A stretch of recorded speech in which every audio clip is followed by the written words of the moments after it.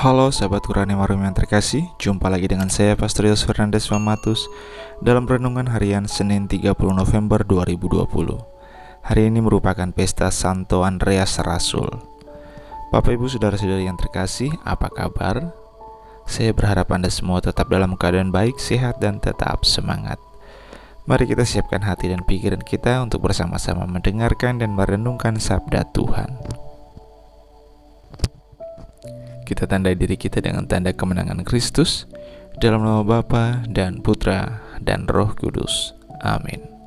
Bacaan pertama hari ini diambil dari surat Rasul Paulus kepada jemaat di Roma, bab 10 ayat 9-18.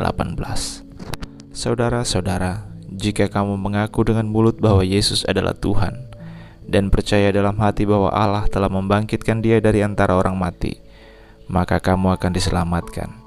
Karena dengan hati orang percaya dan dibenarkan, dan dengan mulut orang mengaku dan diselamatkan. Karena kitab suci berkata, barang siapa percaya kepada Dia tidak akan dipermalukan. Sebab tidak ada perbedaan antara orang Yahudi dan orang Yunani, karena Allah yang satu itu adalah Tuhan semua orang, dan Dia kaya bagi semua orang yang berseru kepadanya. Sebab barang siapa yang berseru kepada nama Tuhan akan diselamatkan. Tetapi bagaimana mereka dapat berseru kepadanya jika mereka tidak percaya kepada Dia? Bagaimana mereka dapat percaya kepada Dia jika tidak mendengar tentang Dia? Bagaimana mereka mendengar tentang Dia jika tak ada yang memberitakannya?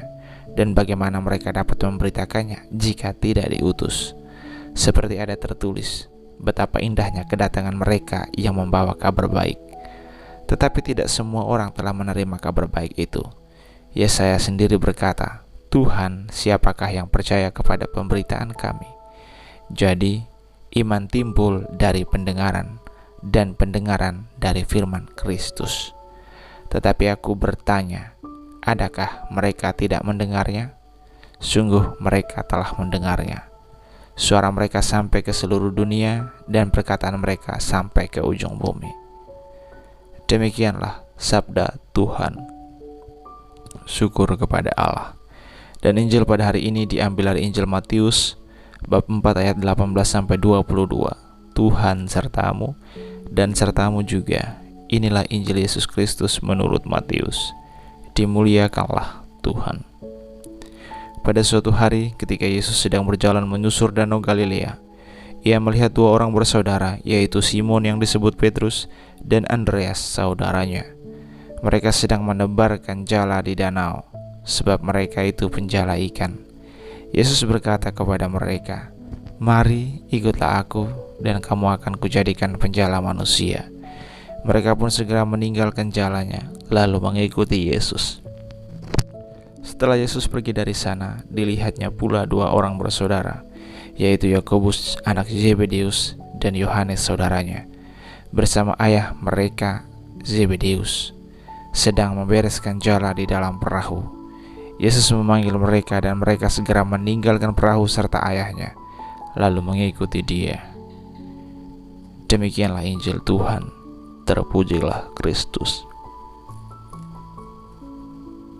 Saudara-saudari yang terkasih, pada pesta Santo Andreas Rasul hari ini, kita semua diajak untuk merenungkan Injil tentang kisah panggilan para rasul dalam dan untuk mengikuti Yesus.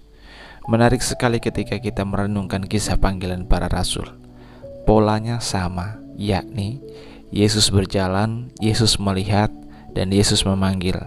Dan para rasul langsung atau segera bangkit, meninggalkan semua pekerjaan mereka, ayah mereka, lalu ikut Yesus. Semuanya yang kita dengar, yang kita lihat, yang dilakukan oleh Yesus, atau yang menceritakan tentang Yesus adalah kata kerja, yakni berjalan, melihat, dan memanggil. Semua adalah kata kerja aktif. Itu menegaskan bahwa panggilan untuk mengikuti Yesus bukanlah hasil usaha dan keinginan pribadi dari manusia itu semata, tetapi pertama-tama panggilan untuk menjadi pengikut Yesus adalah anugerah dari Tuhan sendiri.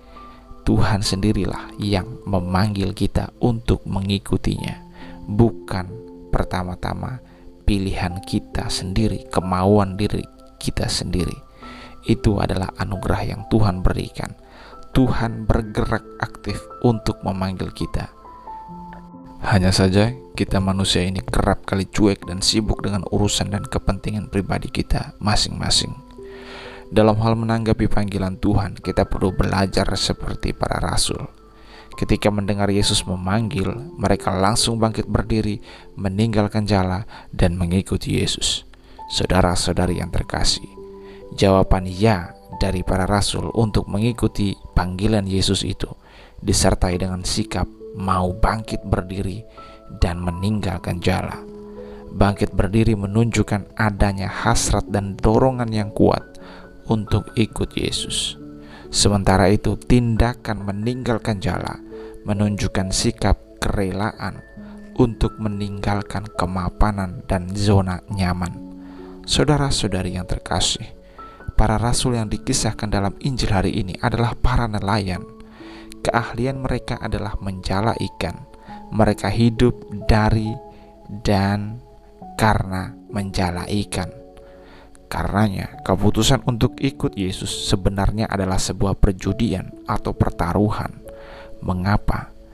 Karena mereka tidak tahu persis siapa Yesus itu dan siapa yang bisa meyakinkan mereka bahwa Yesus itu bisa menjamin hidup mereka setelah mereka meninggalkan pekerjaan utama mereka itu.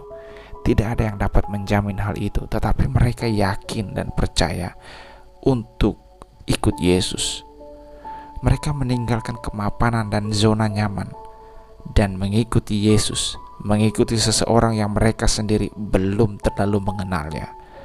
Saudara-saudari yang terkasih, dalam bahasa kita saat ini, apa yang dilakukan oleh para rasul itu adalah iman. Kita menyebut tindakan yang diperbuat oleh para rasul, di mana mereka meninggalkan kemapanan dan zona nyaman lalu mengikuti Yesus yang belum terlalu mereka kenal. Itu menunjukkan adanya iman dalam diri mereka. Kita perlu meneladani para rasul. Kita perlu menunjukkan semangat dan hasrat yang kuat untuk ikut Yesus. Jangan sampai setelah dibaptis dan menjadi murid Yesus, kita malah loyo dan tak bersemangat dalam mengikuti Yesus. Ke gereja hanya Natal dan Paskah, tidak pernah aktif dalam kegiatan dan kehidupan menggereja dan seterusnya. Saudara-saudari yang terkasih, mari kita bangkit berdiri dari segala kelalaian, kealpaan, dan mungkin kemalasan kita, dan tinggalkanlah serta relakanlah segala hal yang justru membuat kita jauh dari Tuhan atau menduakan Tuhan. Tidak pernah kita bisa menyeberangi sungai dengan dua perahu. Kalau mau jadi pengikut Kristus, maka tinggalkan semua hal yang membuat kita jauh dari Kristus. Salam, Tuhan Yesus memberkati.